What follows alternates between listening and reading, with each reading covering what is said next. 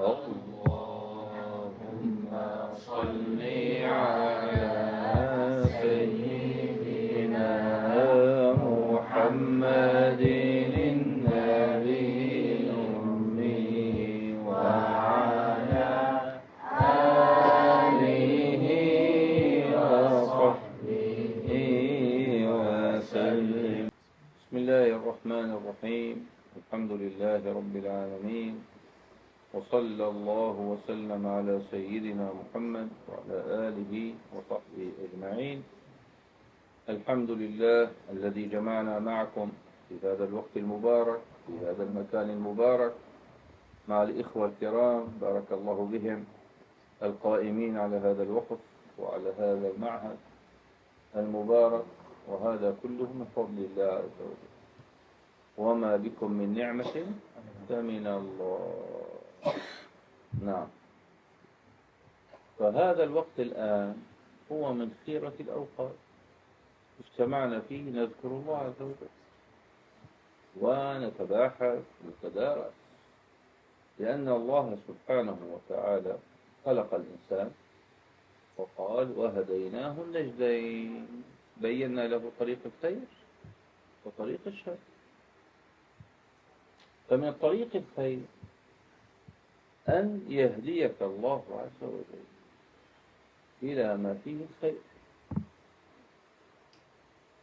القرآن أعظم كلام على وجه الأرض. كلام من؟ كلام الله عز وجل، فمضاف إلى الله. كلام الله أعظم كلام.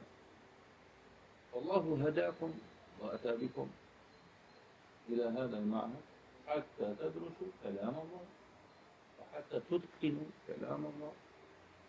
هذا من توفيق الله. إذا أردت أن تعرف نفسك موفق ولا غير موفق، فانظر ماذا أقامك الله، أين وضعك؟ قال وضعني في كتاب الله. الله أكبر. أصبح أنت خليفة سيدنا محمد صلى الله عليه وسلم، لأنه من الذي أنزل عليه القرآن؟ سيدنا محمد، وهو بلغنا إياه. فكل واحد بيشتغل بالقرآن يكون خليفة سيدنا محمد عليه السلام. إن الأنبياء لم يورثوا درهما ولا دينارا، وإنما ورثوا العلم. فأهم شيء في العلم أن تضبط لسانك بكتاب الله، وخاصة إذا كان الذي تقرأ معه قد قرأه عن شيخه عن شيخه عن شيخه إلى سيدنا محمد، فأخذ من فم سيدنا محمد إلى أذن الصحابي، ثم الصحابي قرأه وقرأه التابعون، وهكذا، فانتقل من صدر إلى صدر إلى صدر حتى وصل إلى صدرك. الله أكبر. شو هذا؟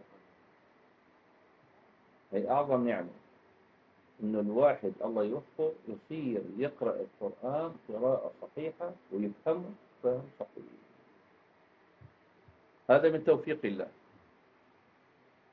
هذا من توفيق الله. قل بفضل الله وبرحمته فبذلك فليفرح، وهذا من فضل الله سبحانه وتعالى. في هذا الوقت الآن في مثل سنك في مثل عمرك، أين هو؟ يلعب يضيع وقته. أنت تملأ وقتك أعظم ما يملأ وهو القرآن، وتعلم كيف أقف بين يدي الله. الإنسان نعم يفتخر يلي حواليه. من حوله؟ المال. إذا في فلوس في الجيب، والأهل، أبو فلان طيب. والعز يعتز له عزة، وكرم العشيرة، عشيرته ما في. هذه الأربع أشياء التي تحيط بالإنسان كل الناس عم يشتغلوا مشان، الناس يشتغلون مشان المال، سباق، فلان معه مليون لازم يكون معي مليونين. الله النبي عليه الصلاة والسلام يقول لو أن لابن آدم وادي من ذهب لأراد أن يكون له واديا. وادي ذهب يعني قديش كم كيلو؟ ما بينعاد. وادي مليان ذهب، ورغم ذلك بده وادي. لا حول ولا قوة إلا بالله. فالإنسان بيفتخر يوم يكون معه مال، لما بيقعد يطلع حواليه هيك، شايفيني أنا معي مال. فكل يلي بدهم يلحسوا إصبعتهم بيجوا لوين؟ لحواليه. طبعا في دنيا المال والأهل.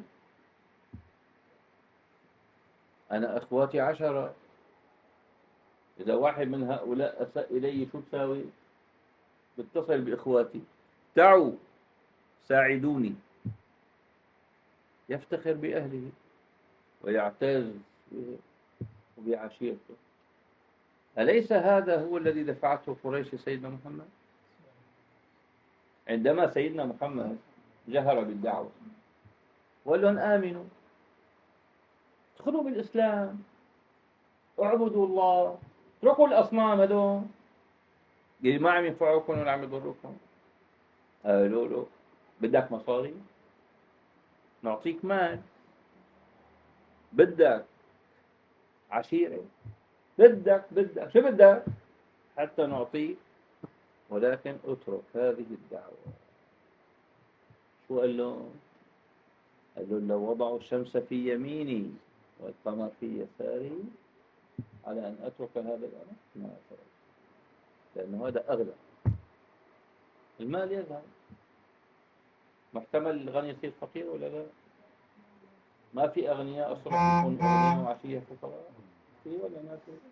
ضيع حياته المسلم 50 عام يشتغل، وفي الليل فطاف عليها طائف من ربك وهم نائمون. وهيك تقرأوا بالقرآن فأصبحت كالصريم. خلصنا 100 عام وهو عم يزرع بالبستان، لما تغيرت نيته الله أخذه بالليل وخلصنا.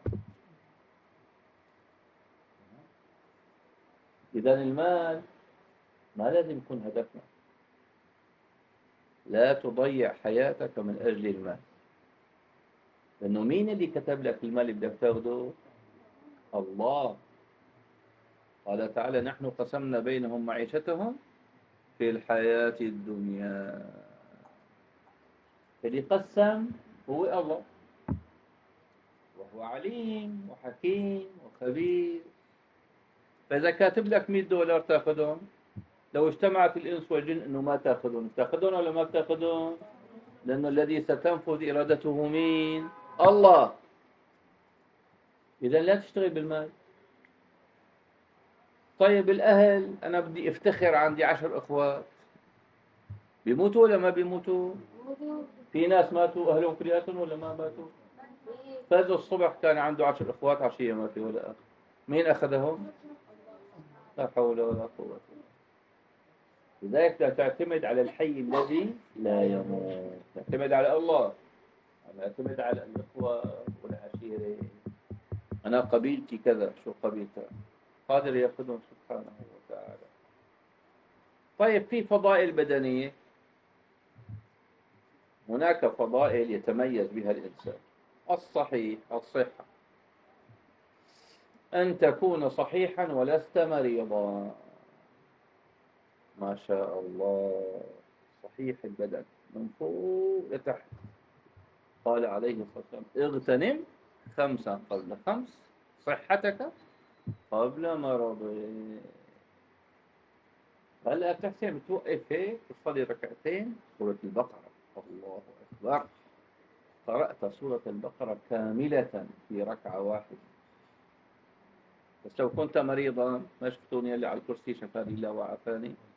نعم، عم صلي على الكرسي، لا حول ولا قوة إلا بالله. ما عاد أحسنت أسجد، قال الطبيب لا تنزل، لا حول ولا قوة إلا بالله. اغتنم، أنت الآن صحيح البدن، هذه الصحة اغتنمها بطاعة الله.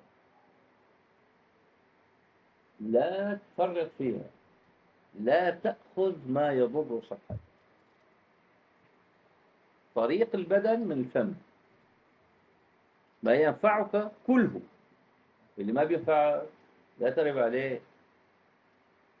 لا تضع في فمك ما يضرك. كل شيء بدك تحطه بتمك فكر،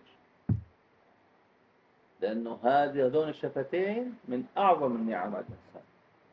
لذلك قال تعالى في القرآن: ألم نجعل له عينين ولسانا وشفتين.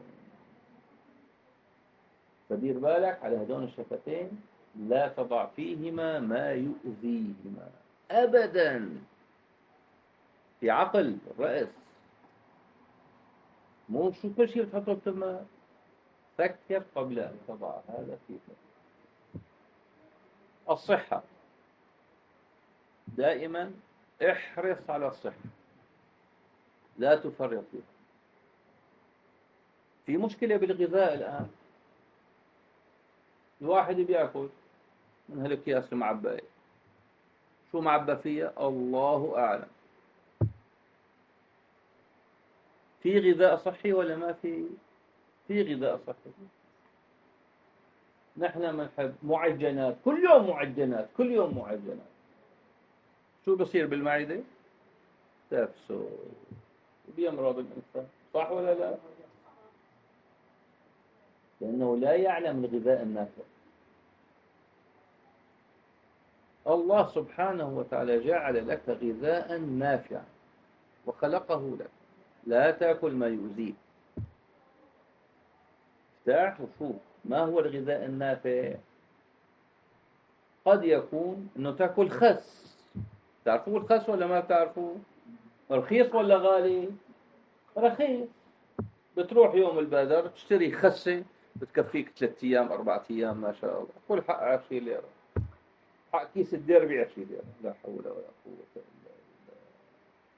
بس هي تنفعه لأنها كما خلقها الله عز وجل، ما في أفعال لبني آدم معها. بينما هي البطاطاية تبع الشيبس اللي حاطين لك اياها، شو سووا فيها؟ حطوا فيها من الزيوت وحطوا فيها من الأشياء ما إذا أكلته تؤذيك. لا حول ولا قوة إلا بالله. أخذوا المصاري وآذونا، صار بدنا طبيب. فالمهم أن يتعرف الإنسان على الغذاء الصحي. هي مهمة. تعلم ماذا تأكل، ما ينفع كله وما لا ينفع لا تأكل. هذا الشيء، هذا الطعام يؤدي إلى القوة. فقوة البدن من طعامه. لما بتاكل أكل غذائي صحيح يكون جسمك قويا. شو زكاة هذه القوة والعظمة؟ وتعين أخاك فترفع له متاعه صدقة. ترفع له متاعه. واحد بده يحمل شغلة حملت له إياها، فورا الملك يكتب. إماطة الأذى عن الطريق يكتب. الملك يكتب لك حسنات. هاي الكاسة شرب بها أخوك وتركه، الله يسامحه. لوين بدنا نحطها؟ لازم نحن هني. بدل ما أقول له قيمة حطها هني، ملك حطها هني. يكتب لك الملك حسن. إذن وظيفة قوتنا وين نحطها؟ في خدمة إخواننا. هذه صدقات القوة، أن تعين أخاك. كذلك من الفضائل البدنية التي أعطانا الله إياها جمال الخلق. خلقك الله خلقا جميلا، ما في أجمل منك على الخلق هذا الذي خلقك الله إياه. عيونك ما في مثلهم في العالم. لا تقولوا العيون خضر أجمل، لأنه حيناسب جسمك هو هذول العيون. من يلي خلق لك لونه؟ الله. مين خلق الأذان؟ الله سبحانه وتعالى. إذن ما في أحلى مني. لا تقول فلان أحلى مني، أنت بشكلك أنت أحلى واحد. بدك تشكر الله على هذه النعمة. مو طول مالك قاعد بدك تصغر هدون وتكبر هدون وتشد هدون وترجع. لا حول ولا قوة إلا يعبث بجسمه. هذا الجمال الخلقي اللي الله خلقك عليه، حط معه جمال خلقي، يصير صاحب جمالين. يلي وشه جميل ومبتسم وضحوكي وكذا، الناس بتنبسط منه والله، القعدة معه مريحة. أما إذا دائما عبوس لا حول ولا قوة إلا بالله، يزعج الآخرين، هذا ليس من جمال الإنسان. لذلك قال عليه الصلاة والسلام: تبسمك في وجه أخيك صدقة.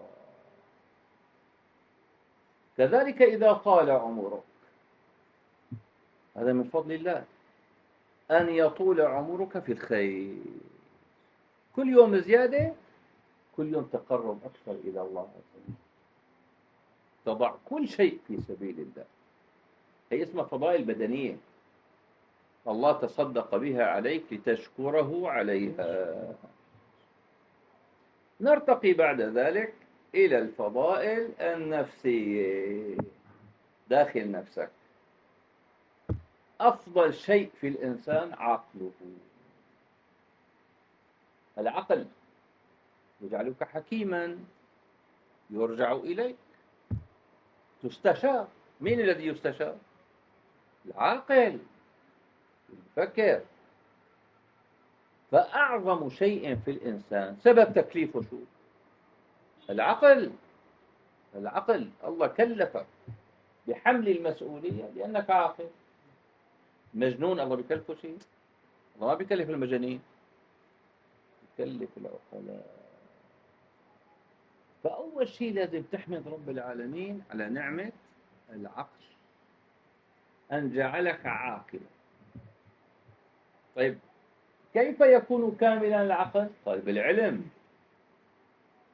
إذا اجتمع عقل مع العلم صار إنسان بعد الأنبياء مباشرة. لذلك لما بنروح إلى حفل من الحفلات الآن، ويكون موجود الحمد لله موجود في الحفل أغنياء وأقوياء، ما إذا حفلة عرس تجمع، مين بيفوز بيتكلم؟ من يتكلم؟ العالم. صحيح؟ هل يطلبون من الغني أن يتكلم؟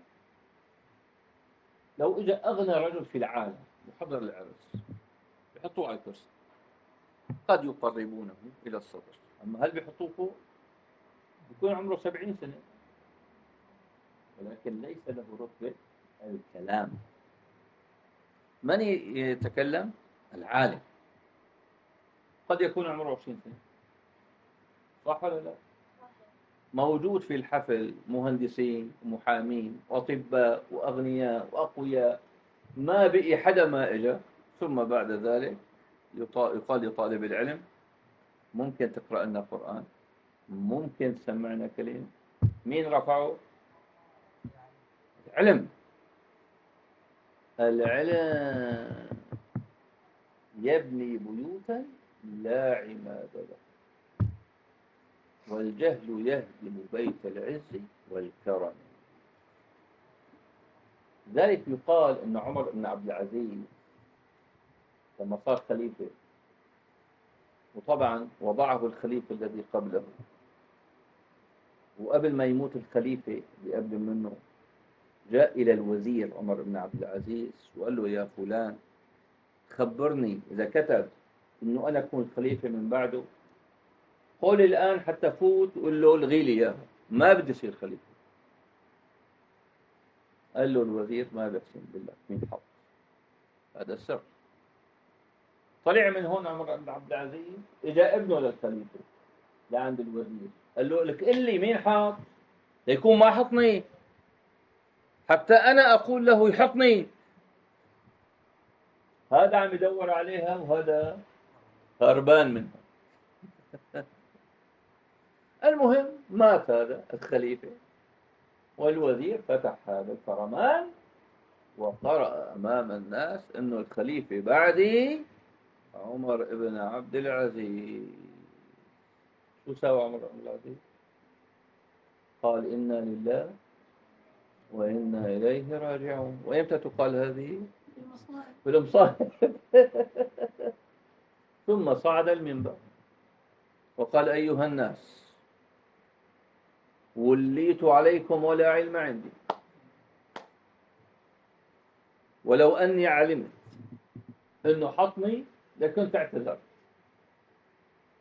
وأنا الآن أقول سامحتكم بالخلافة، حطوا خليفة، سلام عليكم، ونزل. فركضوا عليه، حملوه وطالعوا على المنبر، عود أنت الخليفة، لا حول ولا قوة إلا بالله.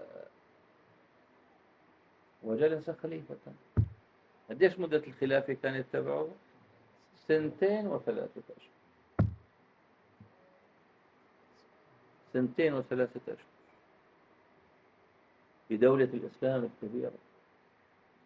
قال حتى صار يرعى الذئب مع الغنم في البادية. إذا ماشي الذئب قدام الغنم ما يأكلها، يصبح عليها السلام عليكم مرحبا يا أختها، ما يأكلها. فيوم توفي ومات انقض الذئب على الشاة وأكلها. فأرخ أهل البادية التاريخ وإذا به يوم موت السلطان. مات الخليفة العادل، مات الخليفة فقفز الذئب يأكل رزقه. شاهدنا الآن هذا عمر بن عبد العزيز جلس في القصر وبدأ الناس يدخلون إليه. وين كان القصر تبعه؟ لأنه مدينة. تعرفوا وين كان عمر بن عبد العزيز؟ بالشام، بدمشق، بجوار الجامع الأموي. وإلى الآن القصر اللي كان فيه عمر بن عبد العزيز موجود بجوار الجامع الأموي، مدرسة الآن. فهذا الخليفة جلس وصاروا الناس يفوتوا يباركوا له. تعرفوا لما بصير واحد رئيس شو بيصير العالم بيجوا لعنده بيباركوا له. هيك العادة. إذا الواحد جاءه مولود بيباركوا له، نجح بالمدرسة بيباركوا له، حفظ القرآن بيباركوا له، مو هيك؟ قدم من سفر بيباركوا له. هيك طبيعة الناس. فدخل الناس على عمر بن عبد العزيز يباركوا له.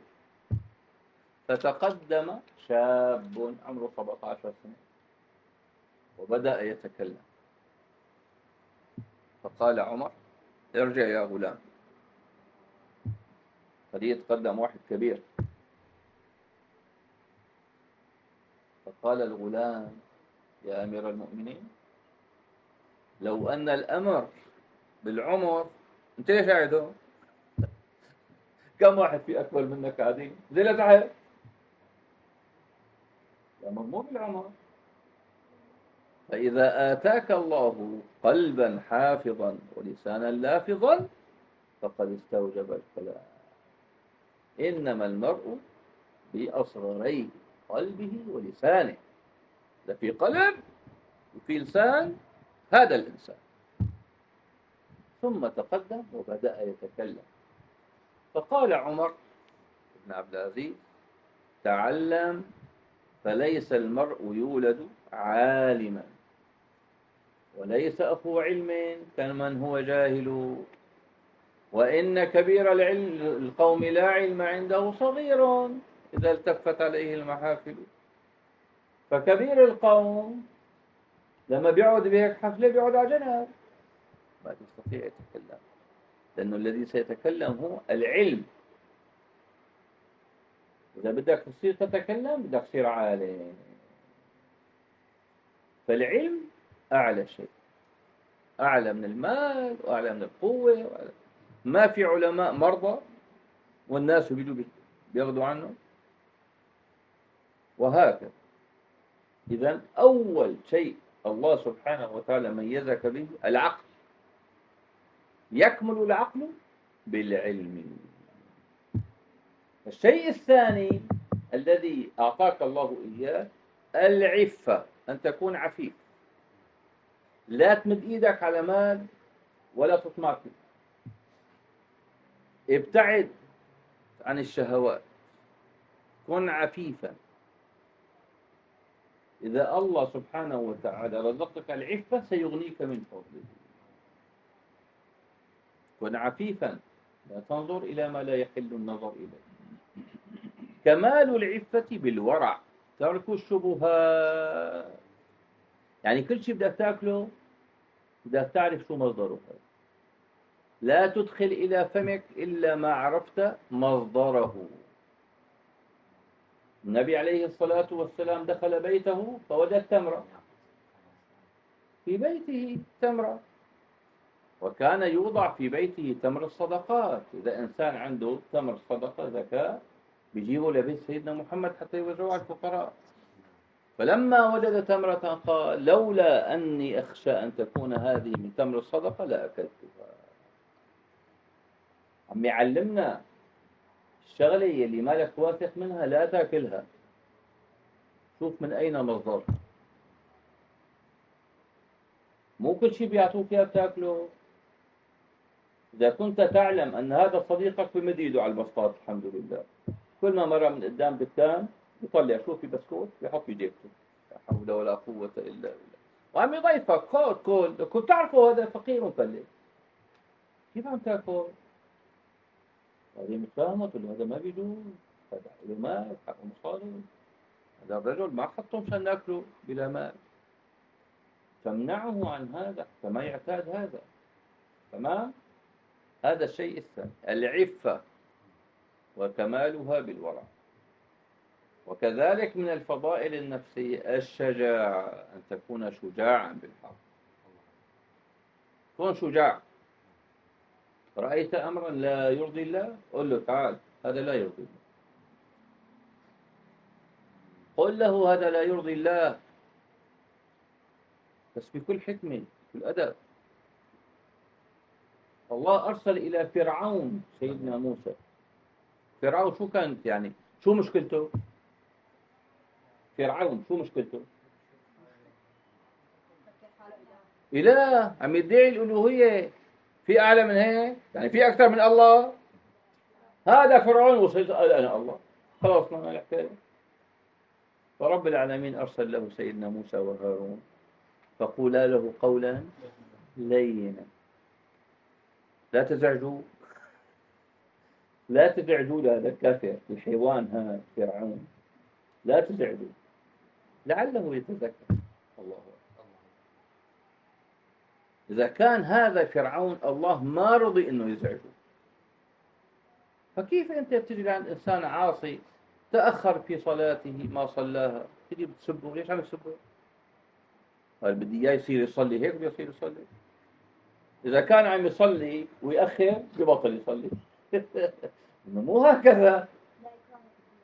لازم تتكلم معه بكل لطف وتقول له من الذي أوجب عليك الصلاة؟ الله. شو بيحب منك؟ أحب الأعمال إلى الله الصلاة على الله. هي الصلاة ونصلي، هذا حق من؟ الصلاة حق مين؟ حق الله. ليش تركته وأخرته؟ يطعمك ويسقيك ويشفيك ويرزقك وكل شيء، وبعدين بتأخر فرائض النفس. تمام. شجاعة، بدنا نكون شجعان ولكن بالحق وبالباطل. لا ترمي بنفسك في أماكن ما لك أدهى. إياك ثم إياك. في تهور، في بعض الشجعان يصير عندهم تهور بيهجوا واحد وفاة. كن شجاعا ولكن لا تتهور ولا تكن جبانا، لا هيك ولا هيك، كن وسطا شجاع بالحق. والأخيرة من الفضائل العدالة، اعدلوا هو أقرب للتقوى. الله. اعدلوا، كن منصفا. ليش بدك كل الناس تعطيك وانت ما تعطي حدا؟ لماذا بدك الناس كلهم خدم وانت ما بدك تصير خادم؟ مثل ما بدك تاخذ منهم اعطيهم. كن عادلا. فبعض الطلبة الله يهديهم اليوم حر، ما لح نحط لكل واحد أكل بالصحن تبعه، هو يحط على كيفه، يكفيه قطعة، أخذ قطعتين، حرم أخذ. هذا عدل؟ مو عدل. أنت مكفيه قطعة، هذا حقك، ليش أخذت ثنتين؟ فلما بيقول له واحد، بيقول له ليش أخذت هذا؟ ما دخلك. لا حول ولا قوة إلا بالله. دخلوا. أنت أخذت حصة واحد ثاني، شو ما دخلوا يعني؟ سينقص بالأخير. لو كل واحد أخذ حقه ما نقص. فإذا كنت عادلا احمد الله، أي نعمة، لا يكون لأحد عندك حق. الوالدين لهم حق، الأستاذ له حق، حتى الكاسة هي لها حق عليك أن تنظفها. أنت أخذتها وشربت فيها، بترجعها مثل ما كانت نظيفة، لأنه غيرك سيستخدمها، وغيرك وغيرك، ربما عاشت 20 سنة إذا كنا أحسننا استخدامها، وإذا كنا أسأنا استخدامها كان يمكن تشرب. ولذلك اعدلوا، اعدلوا هو أقرب للتقوى. لا تظلم ولا تظلم، كن عادلا، القسمة العادلة. اتق الله حتى في حذائك اللي عم تلبسه، يقي أقدامك من الأرض حتى ما يفوت فيهم الشوك ويفوت فيهم الأذى، يحتاج إلى غسيل وإلى تنظيف ويلمع. كل شيء، كل شيء له حق عليه. اعدلوا. فلو وضع الإنسان في حياته قاعدة اعدلوا، آية اعدلوا، سيعيش مسرورا. أما والدك حفظه الله يلي تعب عليك ورباك وسهر الليالي، كل شهر لا تحمل التليفون، السلام عليكم بابا، شلونكم؟ إن شاء الله أنتم بخير، ادعوا لنا. شو هالسحبة؟ ما هذا؟ ما هذا؟ صديقك العزيز يلي بتحبه وبيحبك إذا ما حكى معك كل يوم تغضب، تقول له هيك الصداقة؟ لا تتصلوا بي؟ الله أكبر. وأبوك وأمك هذول اللي وصاك بهم الله عز وجل، كل أسبوع لا تحكي معهم على الواتس السلام عليكم، ارضوا عني، الله يرضى عنك. ما هذا؟ اعدلوا. الكأس الذي تسقي منه الناس فتشرب منه أبدا. فعبي بكاسك شو ما بدك، عبي بكأسك ما شئت. عبي بر تأكل بر، عبي خدمة تأكل خدمة، شو ما عبيت تشرب. من زرع حصد أبدا. تحترم أستاذك ستحترم. هكذا الله سبحانه وتعالى جعل العبد يعامل بما يعامل به، لذلك عامل الناس بما تحب أن يعاملوك به. نسأل الله سبحانه وتعالى أن يوفقنا إلى الخير. عنوان هذا البحث الذي نحن فيه: ما هو دورك في المجتمع؟ ما هو دورك أنت الآن يلي الله أكرمك وجئت إلى هذا المعهد وبعناية هؤلاء الشيوخ قرأت وحفظت، تطلع على الشارع ماذا سيرى الناس منك؟ أخلاق القرآن، حسن المعاملة، الأدب، مو حتى يقولوا إنه والله هذا من المعهد، دليل إنه هذا إنسان استقامت أحواله. فيتمنى كل الناس أن يكون لهم مثلك. لذلك بيقولوا المربى غالي، يلي تعب عليه وربي هذا غالي كتير، ما في منه. طبرميز المربى وين بيحطوه؟ على الرف يرفعونه لأنه مربى. فالمربى دائما بيحطوه فوق. يقول له شوف أدبه، شوف قاعدته، شوف كلامه، ما يرفع صوته على أحد. لأنه عم يقرأ القرآن، إنه ما يكون مثل الحمار يرفع صوته. هذا يتمنى الناس أن يكون لهم ولد مثل، والسبب أنك أخذت الأدب مع العلم. أما علم بلا أدب نسأل الله العافية يكون الإنسان سيء. والنبي قال إنما بعثت لأتمم مكارم الأخلاق، لذلك ما في بعد منه رسول ولا نبي، لأنه خلاص تممهم. كل الأنبياء والرسل كانوا يجوا يكملوا اللي قبل منهم، فسيدنا محمد قال ختمت أنا خاتم خلاص، ما في بعد مني حدا. ولذلك أنت لازم تكون صورة سيدنا محمد عليه السلام. مين ما شافه يتذكر سيدنا محمد، يصلي على النبي اللهم صل وسلم وبارك عليه، ويقول هذا من أتباع محمد، لقد كان لكم في رسول الله أسوة حسنة. فلازم يكون رسول الله هو أي نعم المسيرة الأسوة تبعنا، من خلاله يرى الناس أنوار رسول الله فينا. لشوفوا شو محمد، لأنه أضاءت عليه أنوار سيدنا محمد صلى الله عليه وسلم. بارك الله بكم، جعل الله هذا المعهد عامرا، وجزى الله الإخوة القائمين كل خير، وبارك الله بالإخوة الطلبة. إن شاء الله بصيروا كلياتكم أئمة خطباء ودعاة ووعاظ، وتكونوا من خيرة العباد، وتكونوا قرة عين سيدنا محمد صلى الله عليه وسلم ولوالديكم، وتسعدون في الدنيا والآخرة إن شاء الله، ويسعد بكم أهلكم والمسلمون آمين، والحمد لله رب العالمين. في حدا له سؤال قبل أن نختم هذا المجلس؟ في حدا له سؤال؟ أنا جئت إلى شيوخي كنت مثل حكايتكم، كان شيخنا الشيخ عبد الرزاق يقول لي جئت إلينا وعمرك 12 سنة ما في ولا شعر بلحيتك، فعندنا نبتت لحيته. كله صحيح. أنا جئت إلى المعهد قبل أن أصير بالغا، قبل في المعهد بلغت، هناك صرت رجلا. فجلسنا مع شيخنا الشيخ عبد الرزاق 40 سنة، ربانا وعلمنا وأدبنا. صاروا الناس لما يشوفونا في الطريق يقولون هذا تلميذ الشيخ عبد الرزاق. انظروا، نفس الشيء مطبوع هيك، عمل حاله وحط حاله فيني أنا، فصرت أنا كشيخي،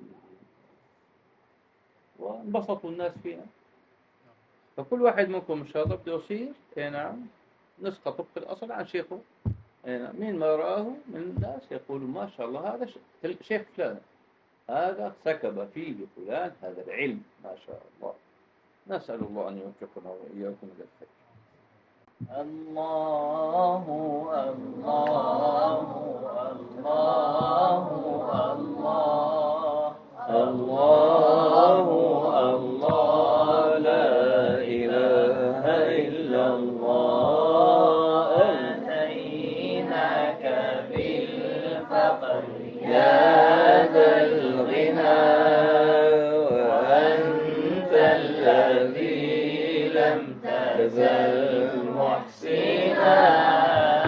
الله الله الله الله الله الله، لا إله إلا الله.